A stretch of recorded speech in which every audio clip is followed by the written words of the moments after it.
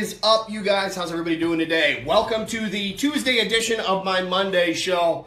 We'll drum for food. I just didn't get to it this weekend. I just wasn't able to get a recording done. I just had way too much going on.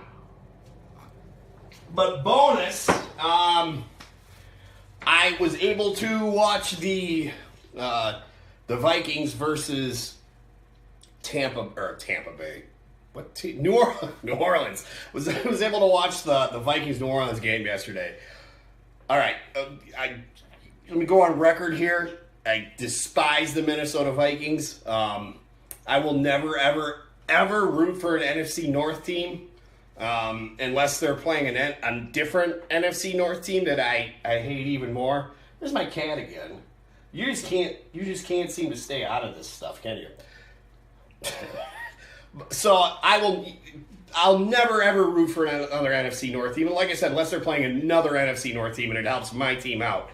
But yesterday's game was one of the greatest football games I've ever seen in my life. And it's just a shame is what's happened in the NFL, because yesterday was an example of what it can be all the time. You know, it was just a great game. The league has been so screwed up by mismanagement. It just really has. It's my favorite game, and I really hate to see what's happening to it. But how's everybody doing? You know, busy last couple weeks for me. I had that floor. It is like I'm upstairs, and I guess you'd call it my office. It's really just a spare bedroom with a cat who will not leave me alone. What do you want?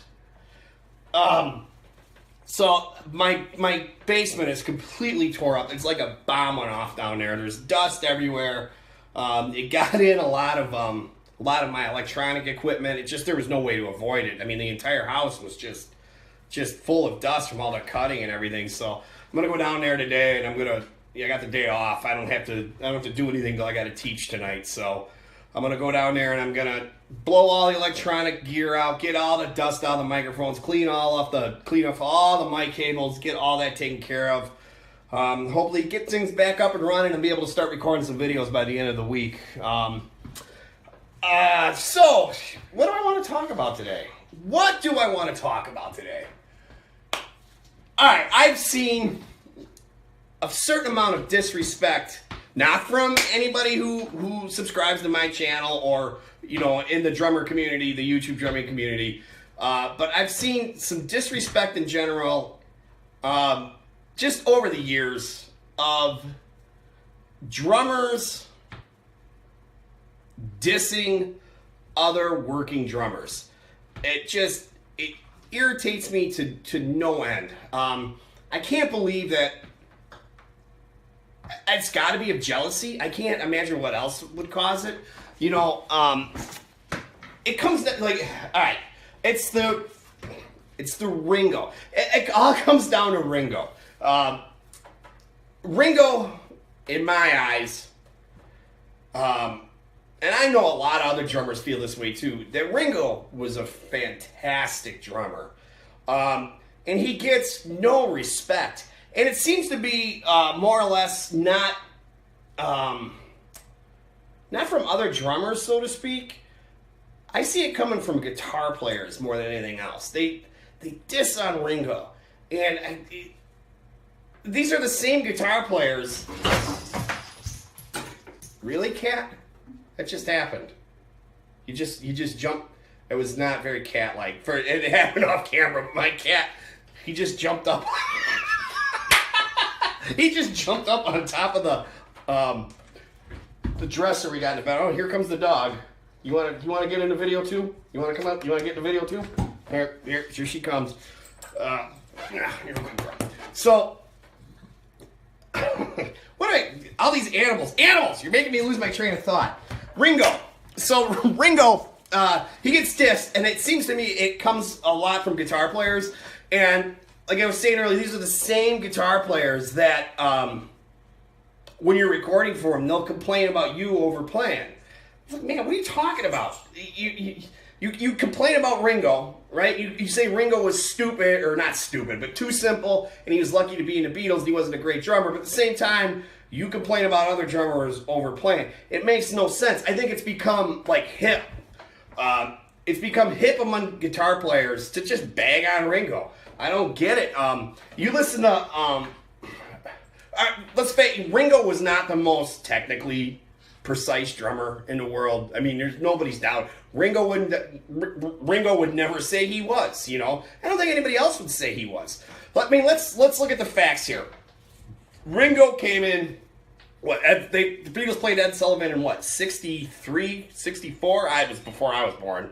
But let's just look at his impact on the drum manufacturing world. Okay, so Ringo came in, played Ed Sullivan in 63 or 64, whatever year it was. I think it was 63. And somebody's going to correct me if I'm wrong. Hops on Ed Sullivan, playing that Ludwig drum set, right? What are the three, I would say the three big drum manufacturers in the United States at that time would have been Ludwig, Rogers, Slingerland. All right, I personally own a drum set from each one of those manufacturers. They are all fantastic drums. Okay, honestly, Rogers would probably be, in my opinion, would probably be the best drums from that era. The quality was just, they were like boutique before there was boutique drums. Their drums were fantastic, and if you look at like ads from that time period, the prices were really expensive. You know, like $2,000 for in the '60s for it would have been like the Louis Bellson setup with 2 bass drums and one rant and 2 floor toms and a snare. It was like $2,000. Adjust that for inflation, it's got to be around $10,000 or $11,000 these days in today's money. So I'm getting off track here. What was the point I was trying to make? So Ringo comes out and he's playing Ludwig drums, right? Of those 3 manufacturers, okay, all equal, making great drums, right? I would say Rogers the best. Of those 3 manufacturers, who's still in business? Ludwig. And I think Ringo has a lot to do with it. So just his influence on the manufacturing world, Ludwig sold, when that happened, I mean, their sales went through the roof. And their quality actually suffered for it because they were pumping out so many drums, they weren't able to keep up with the demand. So just that alone, just his influence on the drum manufacturing world alone is he made so many drummers. There are, I'm sure some of you guys watching this are playing drums now because of Ringo, right? And what Ringo did, he was the perfect drummer for that band. The reason being is he played what was perfect for the song. His drum parts were incredible. And I got like some of the kids I teach, they did a Beatles set a while back. And one of the kids was kind of like harping on Ringo a little bit, and I did the good drum teacher thing of I put on, or they were picking songs, and I put on Here Comes the Sun. I said, all right, you're playing Here Comes the Sun, kid. Play it. And the part where, da, da, da, here it comes, da, da, da, da, da, da, da. And I made him play it exactly how Ringo played it, because it's not that easy. I mean, that is a very, very difficult drum part. So I think I did my part in helping some of the younger generation develop some respect for Ringo. The whole reason I got on this kick is I've seen, I've been guilty of it too. I diss on Lars. And the reason I diss on Lars is because he's just a douchebag. He just deserves it. But and he's another one. You can't deny his influence on the drummer world. I mean, last week I did for a video of the week, I picked a guy who was essentially making fun of Lars, playing Lars drum parts on all kinds of different songs. But Lars is another one who, perfect drummer for that band at that time. Can't imagine anybody else playing those parts on those early records. Yeah, his timing is not great, but it actually is part of their sound is because of his crazy not having the best timing in the world. It works for them. If you listen to Master of Puppets, somebody figured out what time signature it was in, and it's if you look it up on YouTube, that whole thing, that little two-note stop there, somebody figured out what time signature was in. It was like some crazy, like I'm talking out of I'm making this up, but it was something weird, like 213 by 213 4 time or something weird like that. The point being is his timing was so ate up on that part, he actually created his own time signature that never existed before.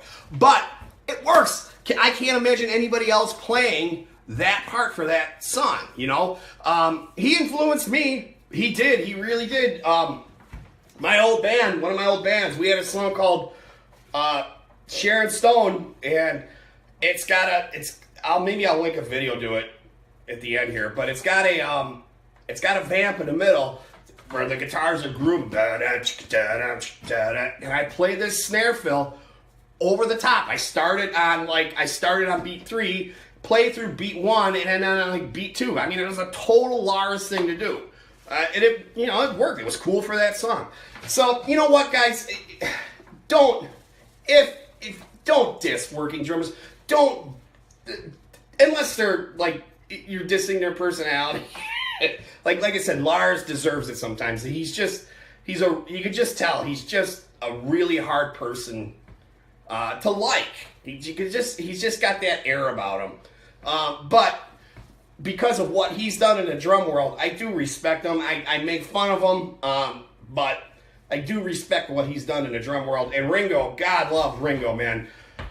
I mean, a lot of us wouldn't be doing it today if it wasn't for Ringo. So that's it. I've rambled on long enough. I'm sure this probably wasn't the funniest, most entertaining episode, but, it is what it is. And I will see you guys next time. Talk to you later.